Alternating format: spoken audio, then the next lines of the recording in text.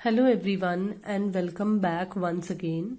देखिए, हम क्लास 12 में मैक्रो इकोनॉमिक्स के अंदर ये मनी का चैप्टर कवर कर रहे हैं। मुझे उम्मीद है कि अभी तक के हमारे जितने भी सेशंस रहे हैं, जिनके लिंक आपको इस वीडियो के डिस्क्रिप्शन बॉक्स में भी प्रोवाइड किए गए हैं, वो आपको बहुत अच्छे तरीके से क्लियर रहे होंगे।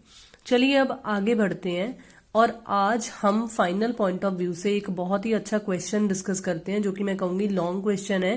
डिस्कस करते हैं कि what are the various functions of money. मुद्रा के विभिन्न कार्य कौन कौन से होते हैं। देखो, मनी के फंक्शंस को बेसिकली 3 कैटेगरीज में डिवाइड कर स्टडी किया जा सकता है।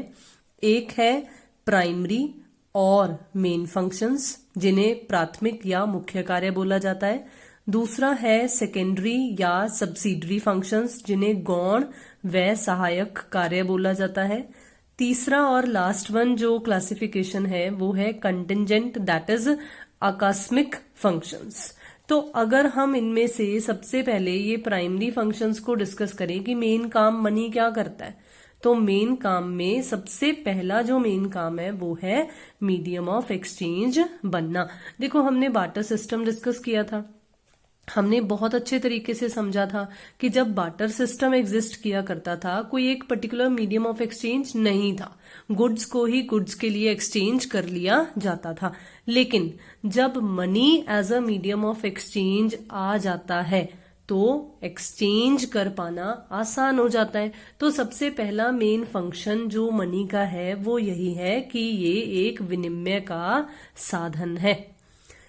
It acts as an intermediary that can be used in exchange for goods and services in an exchange transactions। मतलब जब लोग आपस में एक दूसरे से कुछ एक्सचेंज कर रहे हैं, गिव एंड टेक का रिलेशनशिप एग्जिस्टेंस में आ रहा है, एक हाथ से ले दूसरे हाथ दे का कंसेप्ट आ रहा है, तो उस केस में जो एज एन इंटरमीडिएरी मध्यस्थ बनने का काम कर रहा है वो कौन कर रहा है? वो मनी कर रहा है। तो money is acting as a medium of exchange.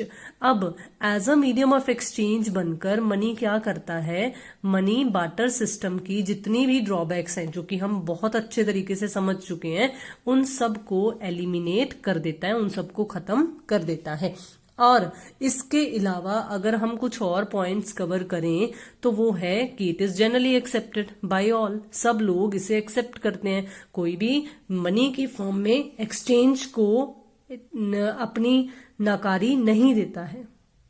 Simple सी बात कि कोई भी नकारता नहीं है। नेक्स्ट अगर हम देखें तो मनी ने क्या किया है?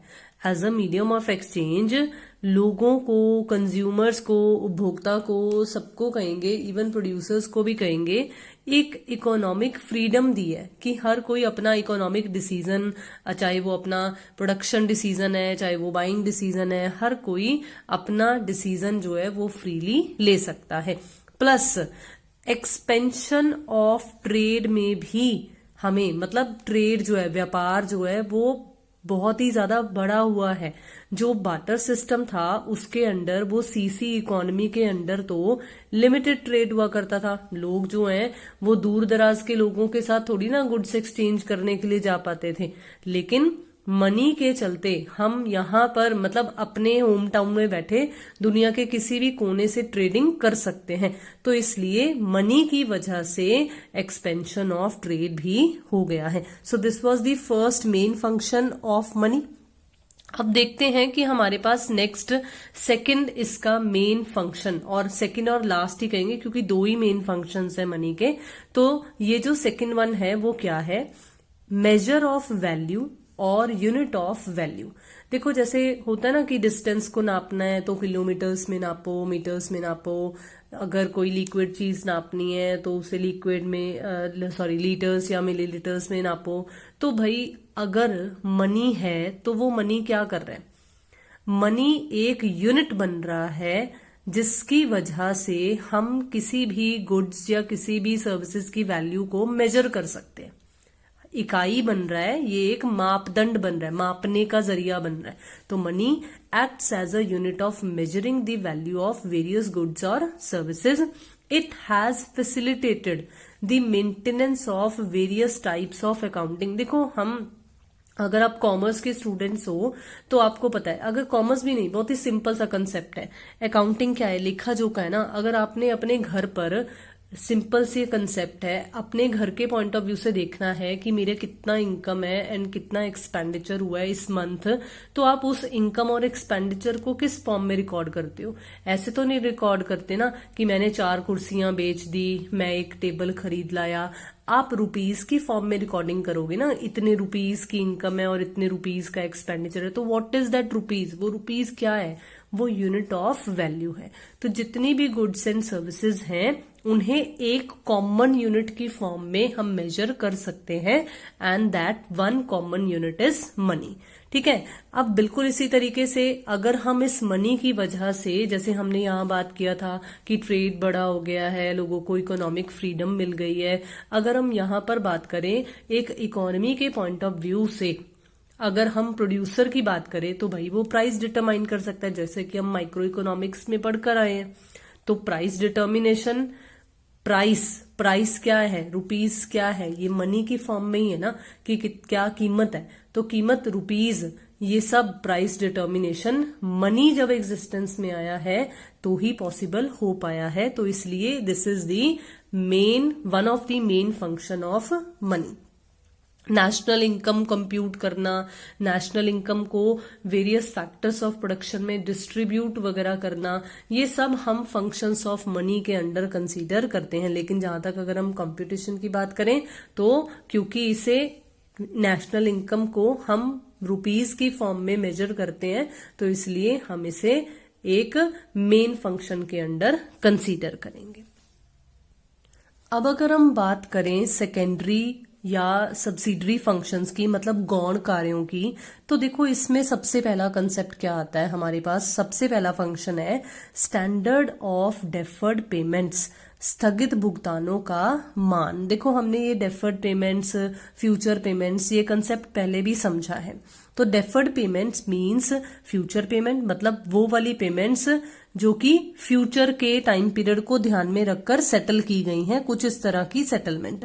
तो when instead of the settlement of any transaction immediately it is promised to be settled in future, such transactions are generally credit transactions. उधार वाली ट्रांजेक्शंस होती है ना कि नकद में आज ही साथ की साथ पेमेंट होने की बजाय, इमीडिएट सेटलमेंट होने की बजाय क्या होता है कि क्रेडिट की ट्रांजेक्शन्स हो जाती है कि नियर फ्यूचर में जाकर वो सेटल होंगी। तो वो कैसे पॉसिबल हो पाया है? वो मनी की वजह से ही पॉसिबल हो पाया है ना। अगर कोई इंडिविजुअल ये कहे कि आप आज मुझे गुड्स दे दो, मैं आपको 4 दिन बाद आकर गाय दे दूंगा, ऐसा तो नहीं होता ना। क्रेडिट ट्रांजेक्शन्स उसमें तो पॉसिबल हो ही नहीं पाती बार्टर सिस्टम में। क्यों? क्योंकि क्या पता 4 दिन बाद उसके पास गाय रहे या ना रहे, गाय मर गई, फिर पेमेंट कैसे करेगा, फिर एक्सचेंज कैसे पूरा होगा। लेकिन मनी के केस में, क्योंकि मनी की स्टेबिलिटी है, मनी एक्सेप्टेबल है, सभी एक्सेप्ट कर लेते हैं, तो इसलिए डेफर्ड पेमेंट्स जो हैं वो की जा सकती हैं। मतलब फ्यूचर को लेकर भी कॉन्ट्रैक्ट्स बनाए जा सकते हैं। अब जैसे ईएमआईज का कंसेप्ट है, लोन लेकर लोग घर बना लेते हैं, कहते हैं 15-15 साल लोन चलेगा, बाद में पेमेंट हो जाएगी, इंटरेस्ट की पेमेंट भी होती है। तो वो सब चीजें क्या है? ये सब चीजें इसीलिए पॉसिबल हैं क्योंकि मनी की वैल्यू जो है वो चेंज नहीं होगी। हाँ, ऑल्दो इसके अंडर हमारे पास एक ड्रॉबैक है जिसे हम डिस्कस करेंगे कि वैल्यू चेंज भी होती है, महंगाई बढ़ती है ना। अब अगर महंगाई बढ़ती है या महंगाई दर कम हो जाए तो उस केस में हम देखेंगे, समझेंगे कि किस पार्टी को फायदा होता है या किसको नुकसान होता है। लेकिन एक अगर हम कंपैरिजन करें बार्टर सिस्टम के पॉइंट ऑफ व्यू से, तो उसके कंपैरेटिवली मनी की एग्जिस्टेंस के बाद ये डेफर्ड पेमेंट्स ज्यादा बेटर तरीके से, मतलब इनके अंडर एक्सचेंज हो सकता है, ये ट्रांजेक्शन ज्यादा बेटर तरीके से मनी की हेल्प से की जा सकती हैं। Money enables both current buying as well as present day credit transactions to be discharged in future. तो मनी से इमीडिएट पेमेंट्स वाला कंसेप्ट भी, मतलब इमीडिएट ट्रांजेक्शन्स भी की जा सकती हैं और फ्यूचर ट्रांजेक्शन्स भी की जा सकती हैं। अब देखो, मैंने अभी अभी आपसे बात की कि पैसे की जो वैल्यू है वो बढ़ती या कम होती रह सकती है। मतलब मार्केट में इन्फ्लेशन या डिफ्लेशन की सिचुएशन हमें देखने को मिल सकती हैं। तो उस केस में जो डिफरेंट पार्टीज होंगी जो कि क्रेडिट ट्रांजैक्शंस की वजह से एग्जिस्टेंस में आएंगी, उनको क्या फायदा और क्या नुकसान होगा। देखो, क्रेडिट ट्रांजैक्शंस अगर एग्जिस्टेंस में आती हैं, मतलब अगर डेफर्ड पेमेंट्स की जाती हैं, मनी को आधार मानते हुए डेफर्ड कॉन्ट्रैक्ट्स बनाए गए हैं, तो उस केस में एक पार्टी क्रेडिटर एग्जिस्टेंस में आएगी। या अगर मैं सिंपल सा कंसेप्ट कहूं, जिसने लोन दिया है, जिसने उधार दिया है, एक तो वो आ जाएगा एग्जिस्टेंस में, और दूसरी साइड पर जिसने उधार लिया है, बोरोवर, क्रेडिट पर जिसने खरीदा है, वो एग्जिस्टेंस में आ जाएगा। अब बहुत ही ध्यान से समझिएगा, अगर इन्फ्लेशन हो जाती है, इन्फ्लेशन का मतलब क्या होता है? इन्फ्लेशन का मतलब होता है rise in prices, rise in prices. अब राइज इन प्राइसेस का मतलब क्या होता है? जैसे अगर आप आज 100 रुपए में 10 चॉकलेट्स खरीद सकते हो, अगर प्राइस राइज हो जाए और आप 100 रुपए में सिर्फ 8 चॉकलेट्स ही खरीद सको, तो 2 चॉकलेट्स कम खरीदोगे ना। अब 100 रुपए है, इनकम तो आपकी 100 ही है, लेकिन ये परचेजिंग पावर ऑफ मनी कम हो गई। तो इसका मतलब है कि इन्फ्लेशन का ये असर है। अब अगर ऐसा हो तो भाई इस केस में जिसने पैसा उधार दिया है उसके पॉइंट ऑफ व्यू से देखा जाए तो पैसे की परचेजिंग पावर कम हो गई। जिसने बोरो किया है उसने तो जितना पैसा बोरो किया वो तो उतना ही वापस देगा ना, वो तो नहीं ज्यादा पैसे दे देगा कि भाई परचेजिंग पावर कम हो गई है तो चल तू ज्यादा ले ले। इसका मतलब उस केस में जो लेंडर है, जो क्रेडिटर है, उसे लॉस होगा, लेकिन बोरोवर के पॉइंट ऑफ व्यू से वो फायदे की बात हो जाएगी, क्योंकि उसने तो जितने का लोन दिया है, जितने की उसकी क्रेडिट ट्रांजैक्शन थी, मतलब रुपीज में जितनी भी रुपीज ऑफ कमोडिटीज मतलब उसने खरीदी हैं, उसे सिर्फ उतने ही पैसे देने पड़ेंगे। बिल्कुल इसके ऑपोजिट हो जाएगा अगर डिफ्लेशन का केस होता है। तो उस केस में क्या है? उस केस में है कि 100 वाली में पहले हम 10 चॉकलेट्स खरीद सकते थे, अब उसी 100 में हम 12 चॉकलेट्स खरीद सकते हैं। तो इसका लोड तो नहीं कम हुआ ना, बोरोवर ने जितना उधार लिया था उसको तो उतने ही देने पड़ेंगे। तो डिफ्लेशन के केस में उल्टा हो जाएगा कि ये एक लॉस सफर करने वाली पार्टी बन जाएगी और ये एक गेन करने वाली या प्रॉफिट अर्न करने वाली पार्टी बन जाएगी। तो कुछ इस तरह से ये एक्चुअली थे डेफर्ड पेमेंट के दोष, ड्रॉबैक्स, कि अगर डेफर्ड पेमेंट्स की जाती हैं, डेफर्ड कॉन्ट्रैक्ट्स बनाए जाते हैं मनी को आधार मानते हुए, तो उस केस में इन्फ्लेशन या डिफ्लेशन की वजह से ये कुछ ड्रॉबैक्स हमें देखने को मिल सकते हैं। लेकिन यस, फिर से अगर मैं मेन फंक्शन पर आते हुए आपको बात करूं तो मैं कहूंगी कि मनी की वजह से ही फ्यूचर कॉन्ट्रैक्ट्स एग्जिस्टेंस में आ पाए हैं। Without money, without that common unit, उसकी वजह से, उसके बिना हम फ्यूचर पेमेंट्स या फ्यूचर कॉन्ट्रैक्ट्स के बारे में सोच भी नहीं सकते थे। तो जितनी भी ये मनी मार्केट्स डेवलप हुई हैं, जितना भी फाइनेंशियल सिस्टम डेवलप हुआ है, वो सिर्फ मनी के आधार पर ही डेवलप हुआ है। चलिए अब आगे बढ़ते हैं। नेक्स्ट जो हमारे पास सेकेंडरी फंक्शन है, बहुत ही अच्छा हमने पढ़ा भी हुआ है बार्टर सिस्टम में, स्टोर ऑफ वैल्यू, मूल्य का संचय करना। People keep a part of their income to meet the consequences of unforeseen future. Future unforeseen है, अनएक्सपेक्टेड है, देखा नहीं जा सकता कि क्या होगा, कभी भी पैसे की जरूरत पड़ सकती है। तो लोग क्या करते हैं? लोग अपनी इनकम का कुछ हिस्सा सेव करते हैं, है ना। अब अगर हम बार्टर सिस्टम के पॉइंट ऑफ व्यू से सोचें तो क्या हम गधे, घोड़े, भैंस, गाय ये सब स्टोर कर कर रख सकते हैं? चलो इनको भी छोड़ो, क्या हम सब्जियों को या जो भी हमारे पेरिशेबल गुड्स हैं, क्या हम उन्हें ज्यादा देर तक स्टोर कर कर रख सकते हैं?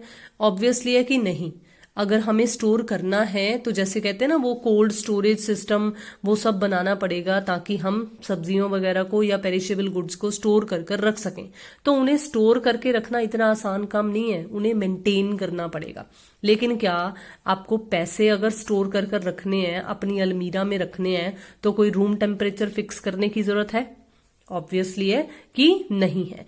तो money as compared to goods और commodities is more convenient in terms of storage. मतलब अगर हम स्टोरेज की बात करें, पैसे को स्टोर करने की बात करें, तो उस केस में बार्टर सिस्टम के कंपैरेटिवली मनी को स्टोर करना ज्यादा कन्वीनियंट है। क्यों? कुछ एक पॉइंट्स मैंने मेंशन किए हैं, जैसे कोई एक्स्ट्रा स्पेस रिक्वायर नहीं होती है। अगर मुझे 1 लाख रुपया स्टोर करना है 2-2 हजार के नोट्स की फॉर्म में भी अगर मैं स्टोर करूंगी तो कोई ज्यादा स्पेस नहीं ऑक्यूपाई होगी। बिल्कुल इसी तरीके से कोई मेंटेनेंस कॉस्ट, जैसे मैंने अभी अभी आपको सब्जियों के पॉइंट ऑफ व्यू से एग्जांपल बताई कि वो कोल्ड स्टोरेज वगैरह मेंटेन करना पड़ेगा। अगर गाय भैंस अगर स्टोर करनी है तो उन्हें चारा भी खिलाना पड़ेगा, तो मेंटेनेंस कॉस्ट उनकी बियर करनी पड़ेगी। लेकिन ऐसा कुछ केस पैसे के केस में नहीं है। पैसे को अगर स्टोर किया जाता है तो it actually acts as an asset, ये वेल्थ बनती है। इसको मेंटेन करने के लिए हमें किसी तरह की कोई लायबिलिटी या कोई कॉस्ट, एक्स्ट्रा कॉस्ट इनकर नहीं करनी पड़ती है। पैसे को अगर स्टोर किया जाता है तो ये हमारी परचेजिंग पावर फ्यूचर में इंक्रीज कर देता है। आज अगर मैं पैसा सेव कर लूंगी, कल मुझे अगर गाड़ी खरीदनी है तो मैं खरीद सकती हूँ ना, फ्यूचर में मेरी परचेजिंग पावर इंक्रीज होगी। तो इसलिए it is good to store value, मतलब it is a good store of value, मतलब it is good to store money. बिल्कुल इसी तरीके से एक और सेकेंडरी फंक्शन की बात करें तो वो है ट्रांसफर ऑफ वैल्यू। फिर से मैं कहूंगी कि ये कंसेप्ट हमने बार्टर सिस्टम में भी समझा था कि अगर मुझे पंजाब में घर सेल करना है और महाराष्ट्र में खरीदना है, तो जब मैं पंजाब में घर सेल करूंगी तो वो मुझे बदले में जो मिलेगा वो गाय, घोड़े, बैल, कुछ इस तरह का कंसेप्ट होगा अगर बार्टर सिस्टम का है। और उन्हें महाराष्ट्र लेकर जाना, फिर वहां पर घर सर्च करना, ये मुश्किल हो जाएगा। लेकिन क्योंकि मनी है, मनी के केस में मैं घर सेल करूंगी, मनी जनरल एक्सेप्टेबल है। मनी जब मैं घर बेचूंगी तो मनी मुझे एक्सेप्टेंस है कि मुझे बदले में पैसा मिलेगा, इसीलिए तो मैंने घर बेचा कि क्योंकि मुझे बदले में पैसा मिल रहा है। ठीक है, अच्छा अब मनी पोर्टेबल भी है। पोर्टेबल क्या होता है? जिस चीज को हम एक जगह से दूसरी जगह पर इजीली उठाकर लेकर जा सकते हैं। मैं चाहूं तो हार्ड कैश भी लेकर जा सकती हूँ, नहीं तो बैंक में जमा करवाकर अपने एटीएम कार्ड के थ्रू या चेक के थ्रू जहां मुझे घर खरीदना है वहां पेमेंट कर सकती हूँ। तो दैट मीन्स मनी की हेल्प से ट्रांसफर कर पाना, मनी को ट्रांसफर कर पाना, ये बहुत ही आसान है। तो it can easily be taken from one place to another without any difficulty. तो मुझे उम्मीद है कि यहां तक आपको ये दोनों कंसेप्ट्स बहुत अच्छे तरीके से समझ में आए। अब देखते हैं हमारे पास जो लास्ट एक और फंक्शन बचता है, दैट इज कंटिंजेंट फंक्शन। आकस्मिक कार्य कौन कौन से हैं, मतलब अब वो कौन कौन से और एक्स्ट्रा या स्पेशल कार्य हैं। मेन हमने पढ़ लिया, सेकेंडरी भी हमने पढ़ लिया। अब देखो कंटिंजेंट में सबसे पहला क्या है? Distribution of income. देखो कंप्यूटेशन ऑफ इनकम हमने वो कॉमन यूनिट के अंडर पढ़ा था, लेकिन अब बात आती है डिस्ट्रीब्यूशन की। इनकम, अगर हम फैक्टर इनकम याद करें तो फैक्टर इनकम के केस में हमने ये पढ़ा था कि there are various factors of production. Land के ऊपर रेंट एज एन इनकम उभर कर आ रहा है। लेबर के पॉइंट ऑफ व्यू से अगर हम बात करें तो वेजेस उभर कर आ रही हैं। अब रेंट को भी हम रुपीज की फॉर्म में मेजर करते हैं, वेजेस को भी मेजर करते हैं और बांटते भी हैं, है ना, कि इतना रेंट की फॉर्म में बट गया है पैसा, इतना वेजेस की फॉर्म में। तो ये मनी की वजह से ही है ना कि मनी मेक्स द डिस्ट्रीब्यूशन। अगर हमें रेंट की फॉर्म में गाय या भैंस बांटने हो तो बांटना आसान होगा? नहीं होगा। वेजेस की फॉर्म में अगर हमें लेबर को वेजेस देनी है, अगर हम कहें कि तुम इतने घोड़े ले जाओ घर पे, अगर हम कहें कि तुम इतना अनाज ले जाओ, तो इस तरीके से पॉसिबल नहीं होगा कि किसको कितनी डिस्ट्रीब्यूशन हो। लेकिन मनी की फॉर्म में जब फिक्स है कि इसकी इतनी सैलरी है पर मंथ, इसकी इतनी सैलरी है, तो डिस्ट्रीब्यूशन ऑफ इनकम कर पाना बहुत ही आसान है। बिल्कुल इसी तरीके से अगर हम नेक्स्ट फंक्शन की बात करें, नेक्स्ट कंटिंजेंट फंक्शन की, तो वो है basis of credit. Credit create करना करने में मनी बहुत मददगार साबित होता है। और बेसिकली जो क्रेडिट क्रिएशन का काम है वो कौन करता है, वो हमारा फाइनेंशियल सिस्टम करता है, हमारी इकोनॉमी का फाइनेंशियल सिस्टम, जिसमें सबसे अहम रोल प्ले करते हैं बैंक्स। तो banks create credit with the help of money. Banks जमा स्वीकार करते हैं और दूसरी हाथ से लोगों को लोन देते हैं। जब जमा स्वीकार करते हैं तो वो लोगों को इंटरेस्ट दे रहे हैं, अगर वो लोन दे रहे हैं तो लोगों से इंटरेस्ट चार्ज कर रहे हैं।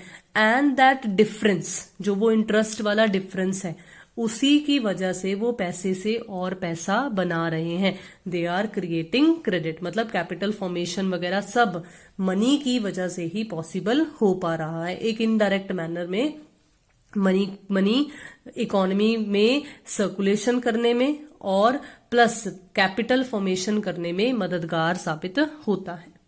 बिल्कुल इसी तरीके से जो नेक्स्ट फंक्शन है उसमें आपको क्या बता रहे हैं, money gives liquidity to various forms of wealth. अब इसमें क्या है, देखो जैसे बहुत ही सिंपल सी एग्जांपल, आपके घर पे सोना पड़ा है, आपने कोई बिजनेस स्टार्ट करना है। अब उस गोल्ड को तो एज इट इज इन्वेस्ट किया जा नहीं सकता, लेकिन उस गोल्ड की मनी की फॉर्म में जो वैल्यू है, अगर आप उससे गोल्ड लोन ले लो या उस गोल्ड को सेल कर मनी अगर अरेंज कर लो, कैश अगर अरेंज कर लो, तो आप इजीली अपना बिजनेस सेटअप कर सकते हो, आप इन्वेस्टमेंट कर सकते हो।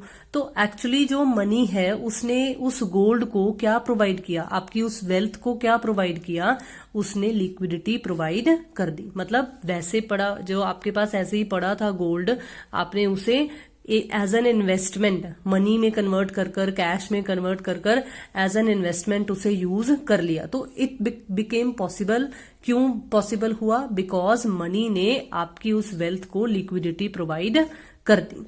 बिल्कुल इसी तरीके से अगर हम नेक्स्ट बात करें तो it is a guarantee of solvency. Solvency हम कहते हैं ना कि किसी इंडिविजुअल का दिवालिया निकला है या नहीं निकला, मतलब वो सक्षम है अपनी लाइबिलिटीज को पे ऑफ करने के लिए या नहीं, तो वो मनी एक गारंटी की फॉर्म में काम कर रहा है ना, कि पैसा जिसके पास है उसे सॉल्वेंट माना जाता है, जिसके पास पैसा नहीं होता हम उसे सॉल्वेंट नहीं मानते हैं। तो that means money creditworthiness check करने के लिए भी काम का माना जाता है। लास्ट अगर हम डिस्कस करें तो it is a measure of maximum satisfaction. देखो हमने माइक्रो इकोनॉमिक्स में कंज्यूमर सेटिस्फेक्शन नाम का एक कंसेप्ट पढ़ा था। अब कंज्यूमर सेटिस्फेक्शन वाले कंसेप्ट में हम जो स्टार्टिंग किया करते थे वो कैसे किया करते थे कि कंज्यूमर के पास इतनी इनकम है और वो अपनी इतनी गिवन इनकम को इन दो कमोडिटीज पर खर्च करना चाहता है, तो वो कैसे करे, है ना। ऐसा ही कुछ कंसेप्ट हम डिस्कस करते थे। अब उस केस में देखो कि जो इंडिविजुअल के रुपीस थे, जो पैसे थे, उसी को वो खर्च कर रहा था, जिसके पास जितना पैसा वो वैसे खर्च कर अपनी कमोडिटीज मतलब खरीद कर यूटिलिटी, मार्जिनल यूटिलिटी की फॉर्म में देख रहा था कि मुझे कब सेटिस्फेक्शन मिल रहा है, मुझे कितना सेटिस्फेक्शन मिल रहा है। तो that means marginal utility, basically एक और कंसेप्ट हमने पढ़ा था कि जहां पर marginal utility of the commodity is equal to the marginal utility of the money price paid. तो ये मनी अगर हम मेजर कर रहे हैं, मनी की फॉर्म में अगर हम मेजरमेंट कर रहे हैं, तभी तो ये मैक्सिमम सेटिस्फेक्शन डिराइव करना भी, मेजर करना भी आसान हुआ है। So that's all for the today's session. मुझे उम्मीद है कि आज का हमारा जो सेशन रहा, जिसमें हमने various functions of money discuss किए, ये आपको बहुत अच्छे तरीके से क्लियर रहा। तो जल्दी से चैनल से जुड़ जाइए। अगर आपने अभी तक सब्सक्राइब नहीं किया है तो जल्दी से कर लीजिए। शेयर कीजिए वीडियोस को, लाइक कीजिए वीडियोस को, अपने व्यूज भी कमेंट बॉक्स में जरूर शेयर कीजिए। Thank you so much and have a nice day.